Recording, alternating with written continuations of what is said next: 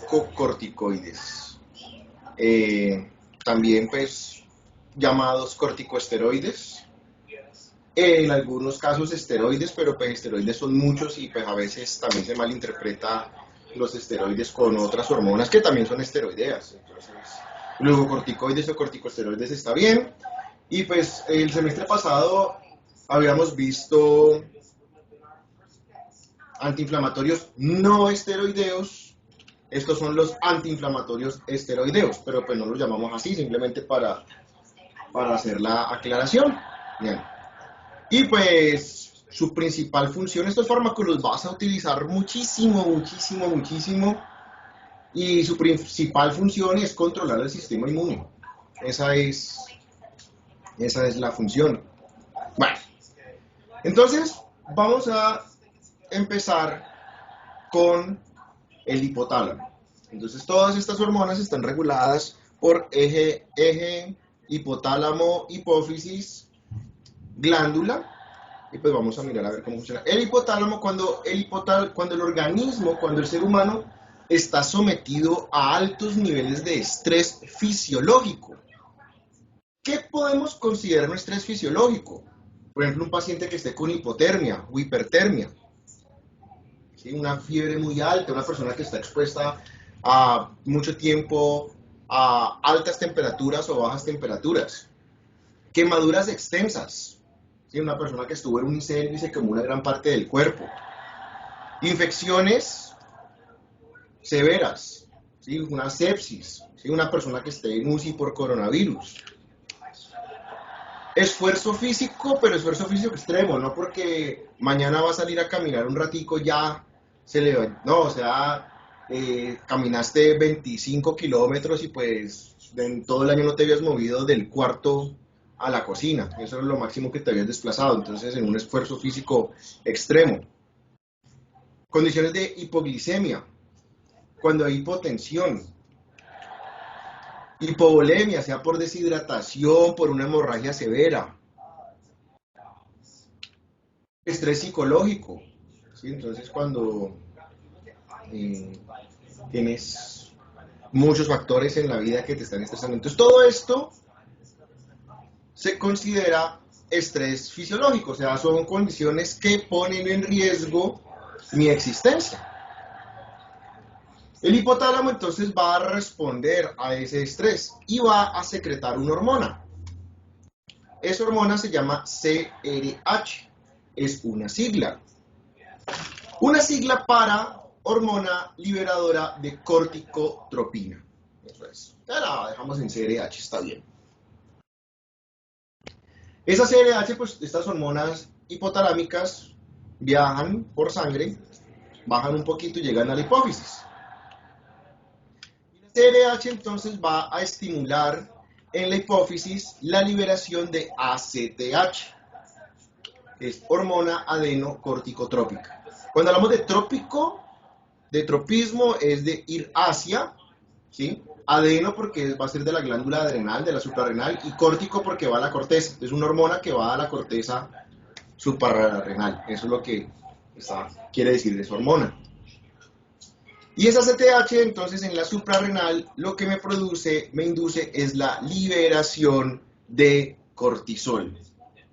Y el cortisol es nuestro glucocorticoide endógeno, es el que nosotros producimos. Muchos de estos ejes están autorregulados. El cortisol entonces viaja por sangre y cuando llega al hipotálamo y cuando llega a la hipófisis lo que nos va a producir es un retrocontrol negativo. Entonces como quien dice, le comunica al hipotálamo, ya hay cortisol en sangre, entonces ustedes dejen de liberar CRH y la hipófisis deje de liberarse ACTH. Entonces el cortisol nos va a disminuir la liberación de estas hormonas. El cortisol, ya dije, es endógeno. Los fármacos glucocorticoides actúan de la misma forma como actúa el cortisol. Lo que varía es la potencia, porque el cortisol tiene una baja potencia comparado con los fármacos que tenemos. Pueden ser fármacos hasta 30 veces más potentes que el cortisol. Bueno. Y la pregunta es, ¿cómo funcionan los glucocorticoides entonces? Entonces, para esto nos tenemos que ir al núcleo de la célula. Aquí tenemos pintado un núcleo. Pues sabemos que en el núcleo está el ADN. Y aquí a nivel citoplasmático vamos a tener los receptores de cortisol, los receptores de glucocorticoides, es lo mismo. El fármaco entonces activa el receptor, ese complejo fármaco-receptor se desplaza a el núcleo. Ahí estamos, lo vemos en el núcleo. Bien. Y pues si nos damos cuenta van a actuar en dímeros, es decir, dia2. No se pegan en cualquier lado del ADN. Hay unos sitios específicos que llamamos GRE. Es una sigla que significa elemento de respuesta a glucocorticoides. Entonces se van a unir a un sitio específico en el ADN y lo que pasa es que nos van a cambiar, nos van a alterar la transcripción de los genes. Nos cambia la transcripción de los genes. O sea que nos va a aumentar la expresión de ciertas proteínas y nos va a disminuir la expresión de otras proteínas. Y en esos cambios en la expresión pues van a ser los efectos que vamos a ver a continuación. Importantísimo, porque pues no es que el fármaco se fue y se acabó el efecto, no, porque como los cambios son cambios celulares, son cambios grandes, entonces son efectos que van a perdurar en el tiempo.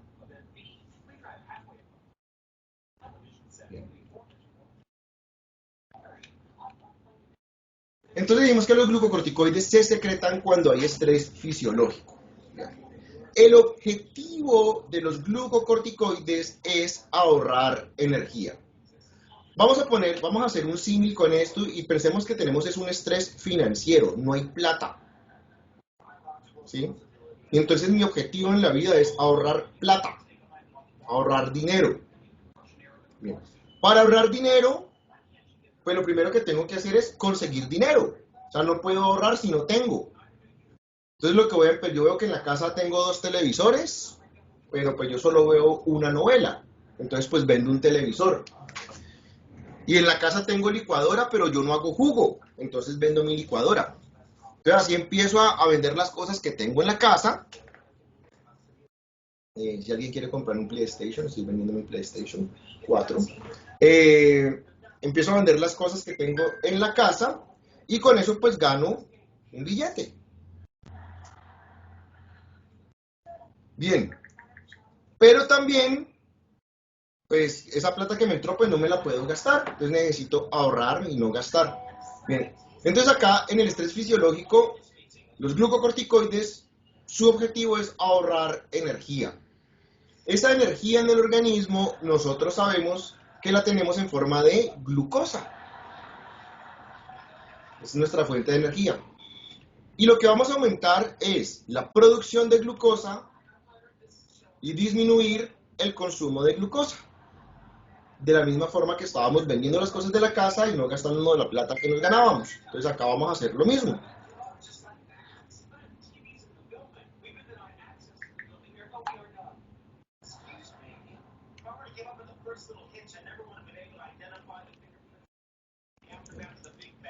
Entonces, el objetivo es producir glucosa.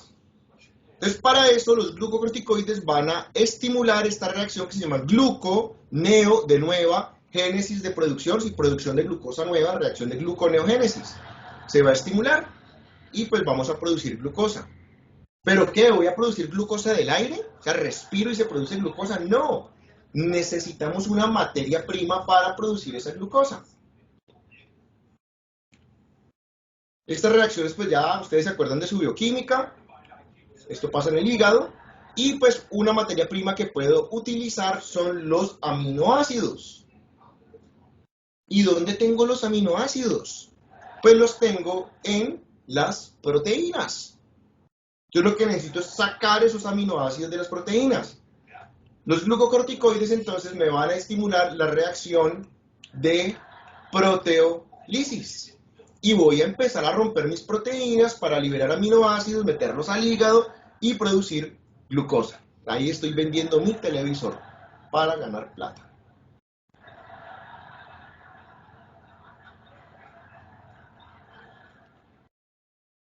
¿Qué consecuencias trae la proteólisis? Entonces tenemos que pensar cuáles son esos órganos que tienen un alto contenido de proteínas. Entonces, tejido muscular, si te das cuenta, pues la masa más grande de nuestro organismo es músculo. Entonces empezamos, cuando se empieza a degradar esa matriz celular del tejido muscular, entonces empezamos a producir atrofia muscular. Y esa atrofia muscular pues nos va a llevar a que pues, se pierda la fuerza, que haya debilidad muscular. Cuando se están rompiendo las proteínas musculares, pues vamos a tener aumentos de mioglobinas, miomúsculo, ¿sí? Proteínas globulares del músculo, pasan a sangre, pero en gran cantidad. Y esto pues me va a poner en riesgo que la persona haga un daño renal.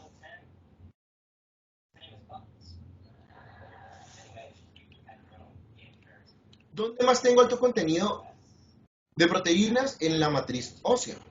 Entonces empezamos a generar una degradación del tejido óseo. Esto se da porque hay un aumento en la actividad de los osteoclastos y una disminución en la actividad de los osteoblastos y una baja diferenciación a osteocitos. Entonces empezamos a degradar matriz ósea. ¿Qué va a pasar? Pues entonces estos pacientes pueden sufrir de osteoporosis o de osteonecrosis.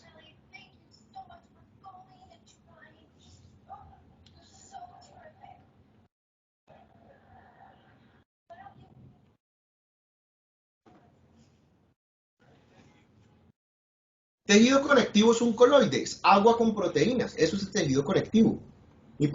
Y tenemos proteínas que son las que le dan la elasticidad a los tejidos, el colágeno, la elastina, y se empieza a degradar. Y se empieza a disminuir la producción de esas proteínas del tejido conectivo. Entonces, la piel, tu piel, ahorita que estás en los 20, tu piel que es suave y elástica, ya no queda así, queda como una piel de papiro, como una piel de papel. Fuera de eso, si te cortas la mano, o pues cualquier parte del tejido, pues hay un proceso de cicatrización en la cual se forma un tejido conectivo de reparación. Pero acá no se va a dar, entonces estos son pacientes que van a tener una mala cicatrización y van a quedar propensos a sufrir infecciones. Si te das cuenta, y como revisamos hace un par de semanas, pues los vasos tienen una elasticidad y para hacer su resistencia, entonces ellos son elásticos y pues podemos dilatarlos y contraerlos. Y aunque el movimiento de contracción y dilatación, pues el responsable es el músculo liso, lo que le provee la elasticidad al vaso es ese tejido conectivo. Y al perderse el tejido conectivo, el vaso, entre comillas, póngale unas comillas muy grandes, es como cuando se está tostando la manguera. Entonces, vamos a tener que el vaso se empieza a volver fibroso. Vamos a tener una fibrosis vascular. Pierde su elasticidad. Entonces, ahí vemos que empezamos a romper esas proteínas. Pero también puedo producir glucosa a partir del glicerol. ¿Y dónde está el glicerol? Viene del tejido graso. Entonces necesito degradar tejido graso. Directamente el glucocorticoide no va a producir la lipólisis, pero el glucocorticoide lo que hace es que me induce la liberación de adrenalina. Y ya habíamos visto la acción de los receptores beta adrenérgicos, que son los que me van a producir lipólisis. Entonces degrado esos ácidos grasos, saco el glicerol y ese glicerol lo meto al hígado y empezamos a producir glucosa. Entonces ya tenemos esa parte de la síntesis de la glucosa. Entonces ya vendí las cosas que tengo en la casa, ya estoy produciendo plata. Ahora lo que tengo que es ahorrarla, no gastármela. Bien. Entonces lo que empezamos es a producir glucosa, glucosa, glucosa, glucosa, glucosa, glucosa, n número de moléculas de glucosa. Pero nosotros sabemos que no la vamos a guardar así. Es como cuando tienes una alcancía y le empiezas a meter moneda, moneda, moneda, moneda, moneda, moneda, pero pues no te vas a llenar de monedas. Un punto en que la alcancía se llena, rompes el marranito y entonces uno va y los cambia por billetes. Entonces lo primero que tengo que hacer es disminuir el consumo. Esta glucosa que acabo de producir no me la voy a gastar. La reacción con la que gasto glucosa es la glicólisis, entonces los glucocorticoides me van a disminuir, ¿sí? Me van a bloquear esa reacción de glucólisis, que no se produzca. Pero ahora lo que voy a hacer es que la voy a almacenar. Necesito coger esta glucosa y la voy a almacenar.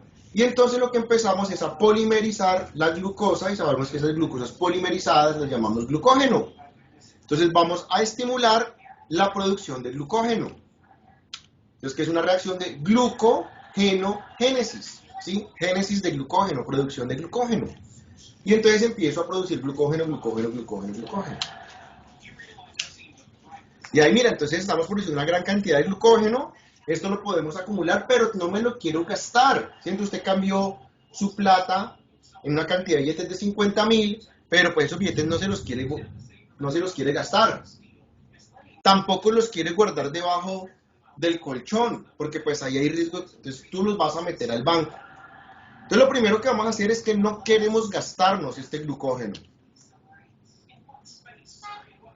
Entonces vamos a disminuir el consumo, entonces los glucocorticoides, esta reacción de glucogenólisis la van a bloquear y no se va a dar. Lo vamos a almacenar. ¿Y cómo lo almacenamos? Entonces lo que lo vamos a hacer, lo vamos a almacenar en forma de lípidos. Y vamos a generar una reacción de lipogénesis. Y vamos a empezar a producir lípidos. Pero esos lípidos yo no los voy a guardar en el hígado. ¿Sí? Ahí los produzco en el hígado, pero lo voy a guardar en los tejidos, principalmente en el tejido adiposo. Entonces yo tengo mi plata en la casa y la quiero llevar al banco. Quiero llevarla del hígado al tejido adiposo.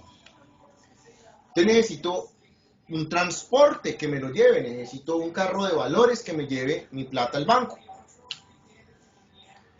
Y pues hace un par de semanas vimos cuáles eran esas proteínas que me producían. Y tenemos entonces que se aumenta los niveles de LDL, que ya habíamos explicado que la abuelita se refiere al LDL como el colesterol del malo. Y hay un aumento en los niveles de LDL para transportar lípidos del hígado a el tejido adiposo. Pero yo quiero que el lípido se quede allá en el tejido adiposo. Yo no quiero que se me devuelva al hígado. Si se devuelve al hígado me lo gasto. Y yo no me lo quiero gastar. Entonces, esa proteína, esa lipoproteína que me devolvía los lípidos, que era el HDL, se va a disminuir. Entonces tenemos un aumento en los niveles de LDL, una disminución en los niveles de HDL, y obviamente ya sabemos que esto me va a generar que haya un aumento en el riesgo cardiovascular.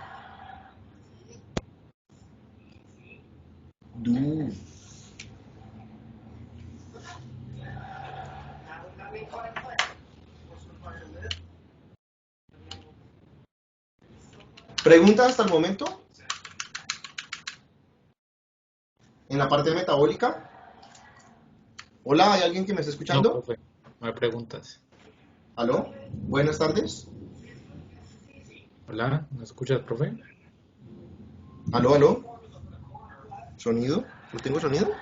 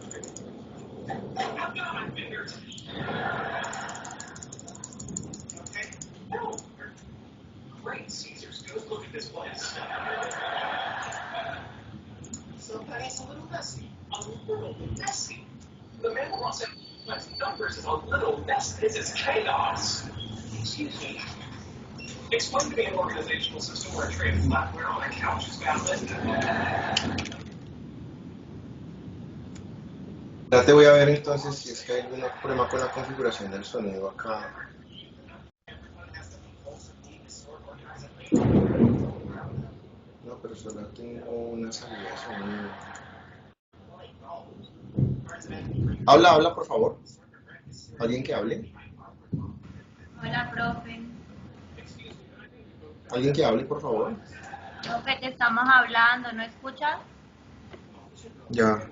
Espérate un segundo que... no, pero esto está conectado, porque no funciona. Dale, habla otra vez, por favor. Hola, profe, ¿ya escuchas? No está funcionando el audio de este computador tan raro.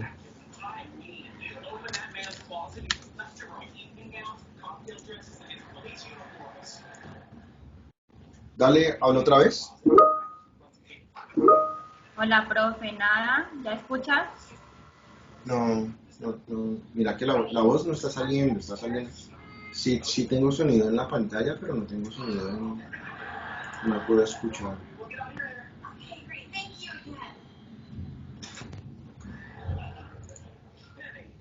Aló.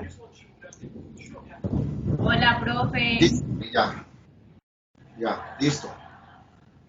Ok, preguntas hasta el momento.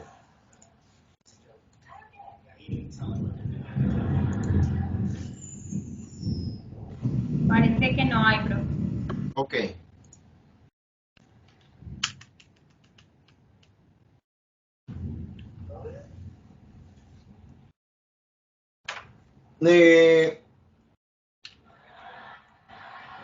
Entonces, ahorita almorzaste, te comiste tu papita, tu arrocito, la yuquita, el jugo y te entra glucosa, ¿sí? Se aumenta la unidad de glucosa en plasma, ¿sí? En la sangre. Eso es normal, después de que comemos.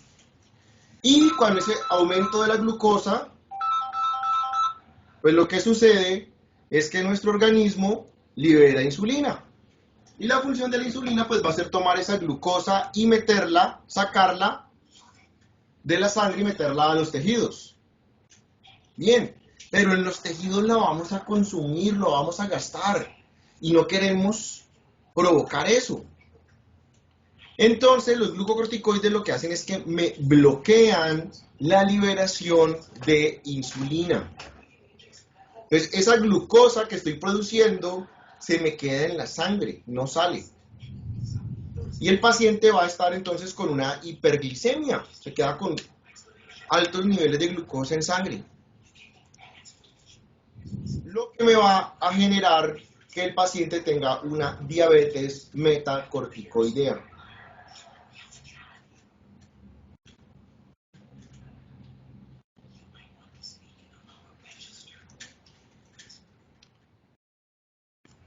Otros cambios que vamos a tener a nivel endocrino, los glucocorticoides me producen una disminución en la liberación de la hormona de crecimiento. Pero pues tú me vas a decir, no, profe, pues que yo ya no crecí más, ya no crezco más. La hormona de crecimiento pues no solo es para crecer, para estirarse, sino que es un factor necesario para la renovación tisular. Entonces constantemente nuestro organismo, si todas las células se están recambiando, estás haciendo recambio de organelas, de proteínas, de membranas, y ese estímulo de la hormona de crecimiento es necesario para la salud celular en general. Obviamente, pues los niños sí necesitan su hormona de crecimiento para estirarse, y pues el uso de glucocorticoides en niños pues puede alterar desarrollo y crecimiento en ellos.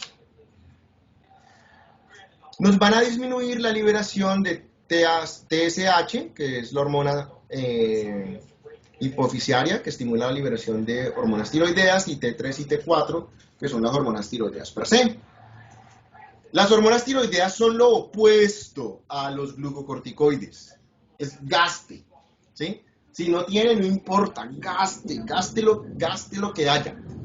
Entonces es por lo mismo, por lo que aumentan demasiado el metabolismo energético, entonces los glucocorticoides van a controlar la liberación de estas hormonas. Van a producir una disminución en la liberación de gonadotropinas. La LH y la FSH son las hormonas que controlan, las hormonas hipoficiarias que controlan la producción de andrógenos, progestágenos y estrógenos, o sea, las hormonas sexuales. Vamos a tener entonces que pues en el consumo puede haber disminución de la producción de testosterona, puede haber alteración en la producción de andrógenos, de estrógenos y de progesterona, y eso lleva a alteraciones en el ritmo, en el ciclo menstrual. Ya habíamos hablado de la fibrosis vascular, o sea que este vaso es menos elástico. Los glucocorticoides me van a aumentar los niveles de angiotensina 2 y ya habíamos nombrado que me aumenta la liberación de adrenalina. Entonces tenemos que hay un incremento de las dos sustancias más potentes del lado de la vasoconstricción. Y además de eso, me disminuyen la actividad de la óxido nítrico sintasa, que es la enzima encargada de producir el óxido nítrico, que es mi principal vasodilatador. Entonces lo que vamos a ver es que hay un aumento de la vasoconstricción, una disminución de la vasodilatación, pues lo que va a producir que este vaso entre en una vasoconstricción severa, todos estos vasos, y vamos a tener que estos pacientes van a tener problemas de presión arterial y vamos a generar hipertensión. Los glucocorticoides como tal pueden funcionar como agonistas de los receptores de aldosterona, me van a activar a los receptores, pero su efecto lo llamamos un efecto mineralocorticoide. Ahí, la aldosterona es el mineralocorticoide. Es muy bajo por esta vía, pero hay una vía alterna que ya habíamos revisado antes. Se va a activar la angiotensina 2 que me va a producir que se produzca aldosterona. La aldosterona como tal sí obviamente pues me activa los receptores de aldosterona, y habíamos visto que pues, esto me lleva a generar un remodelado cardíaco. Entonces son pacientes que van a tener un riesgo aumentado de generar una falla cardíaca, y además pues ya habíamos visto la parte de retención del sodio y de agua, que pues van a dejar a los pacientes más propensos para esos incrementos en la presión arterial. El semestre pasado habíamos revisado esta cadena de síntesis. Entonces tenemos fosfolípidos de la membrana, teníamos esta enzima que era la fosfolipasa A2, que metabolizaba esos fosfolípidos en ácido araquidónico. Habíamos estudiado la vía de la ciclooxigenasa, que producía prostaglandinas y tromboxanos. Teníamos la vía de la 5-lipoxigenasa, que nos producía leucotrienos. Los glucocorticoides producen esta proteína que se llama anexina 2. La anexina 2 me bloquea a la fosfolipasa A2. Entonces, no voy a transformar fosfolípidos en ácido araquidónico. Entonces, se disminuye el nivel de ácido araquidónico y se me van a disminuir la producción de prostaglandinas, de tromboxanos y de leucotrienos. ¿Te acuerdas de todos los efectos adversos de los AINES? ¿Se acuerdan que los AINES actuaban sobre bloqueando la COX? ¿Te acuerdas de los efectos adversos de los AINES? Los problemas cardiovasculares, la gastritis, los problemas en el embarazo. ¡Pum! Súmale todo eso, todos los efectos adversos, póngale copiar, pegar a glucocorticoides.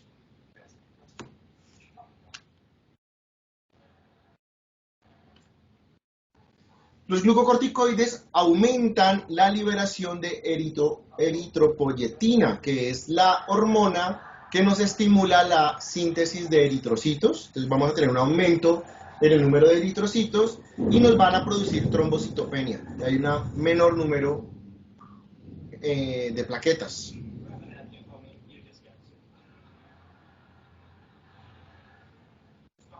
Entonces tenemos acá nuestra célula endotelial y aquí tenemos un neutrófilo y sabemos que estos neutrófilos están pegados acá a las células endoteliales por medio de estas proteínas que llamamos moléculas de adhesión.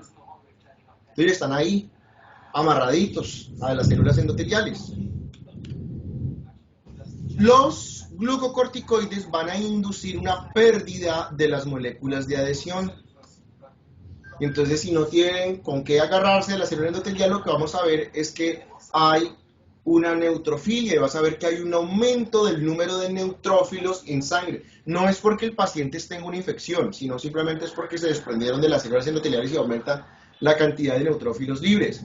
El problema radica en que el neutrófilo no va a poder migrar, no va a poder salir a defendernos. Entonces eso nos empieza a disminuir esa respuesta inmune primaria, que es dada por los neutrófilos. Además de eso, nos va a disminuir el número de otras células inmunológicas, como los linfocitos, los basófilos, los eosinófilos y los monocitos.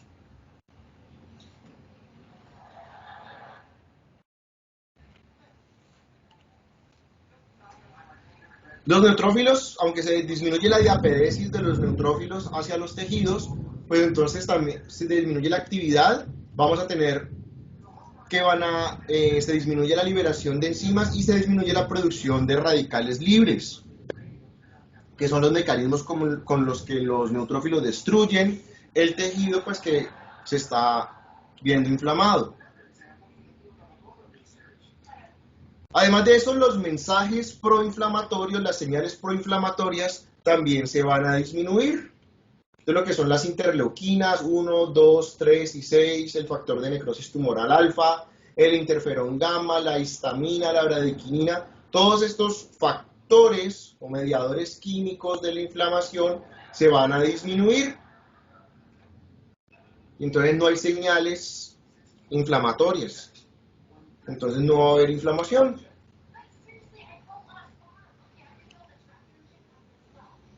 Se va a disminuir la expresión del complejo mayor de histocompatibilidad, entonces pues no va a haber presentación de antígenos a los linfocitos T. Los linfocitos T entonces pues no se van a activar. Y ellos son pues los que coordinan toda la respuesta inmune, entonces al no estar activos pues no hay respuesta inflamatoria. Aquí está la disminución de la activación de los linfocitos. En dosis bajas no se van a alterar los niveles de anticuerpos, pero sí ocurre esto cuando se suministran dosis altas y prolongadas de glucocorticoides. Lo que va a alterar es la maduración de los linfocitos B hacia plasmocitos. ¿Se acuerda que el linfocito B es una célula inmadura? El plasmocito es el linfocito B maduro que produce los anticuerpos. Entonces se disminuye esa maduración. Disminuye la diferenciación de macrófagos. Entonces todo esto va a llevar, dependiendo del fármaco, que se produzca una inmunomodulación, o sea que vamos a disminuir. No vamos a neutralizar, pero sí vamos a disminuir la respuesta inmunológica y con algunos fármacos y en dosis altas podemos lograr una inmunosupresión, o sea, que no haya sistema inmune.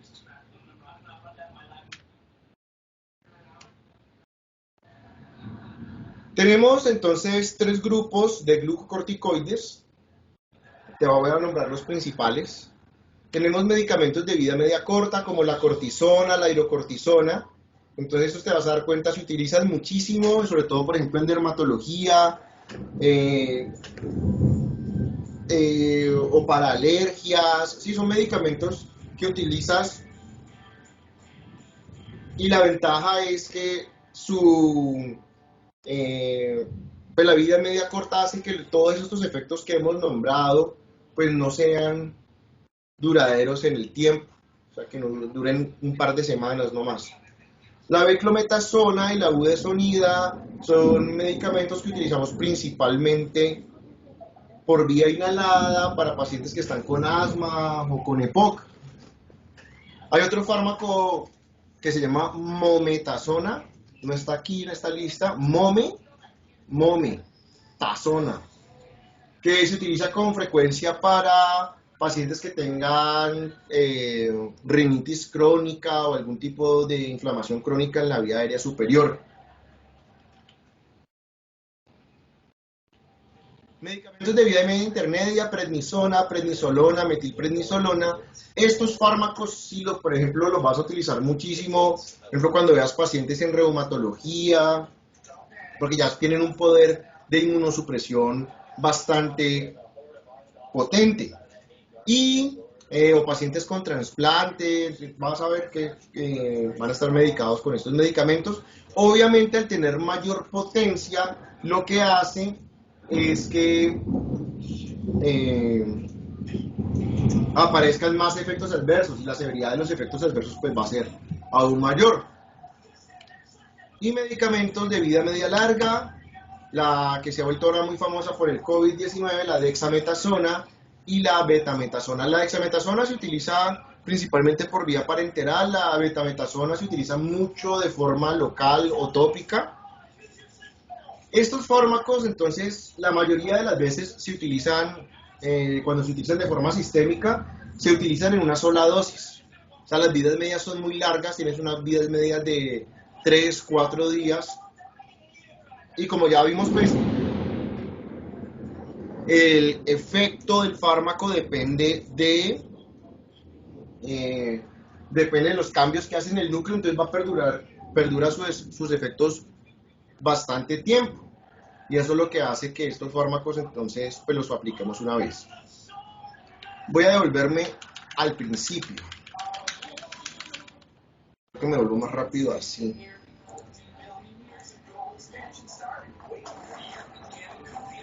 Acá, a esta diapositiva.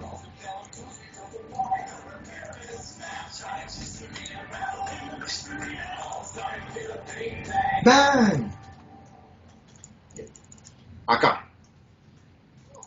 Entonces estábamos hablando de este retrocontrol negativo que hace el cortisol. Bien, cuando haces tratamientos prolongados con glucocorticoides, el cortisol no se está produciendo.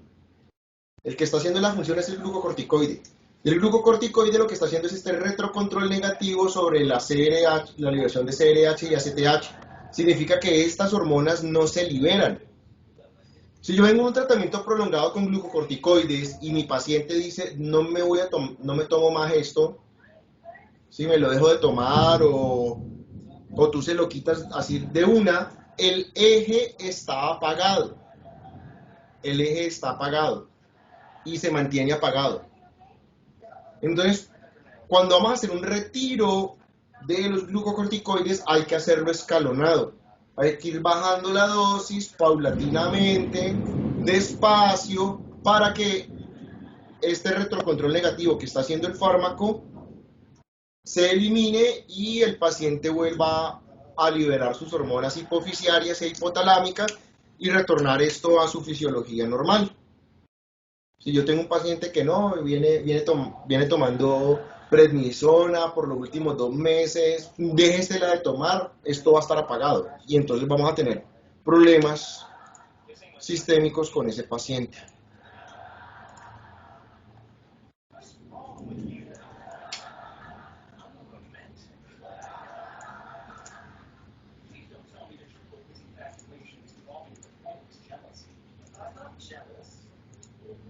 Otros efectos adversos que tenemos con estos medicamentos, ¿sí?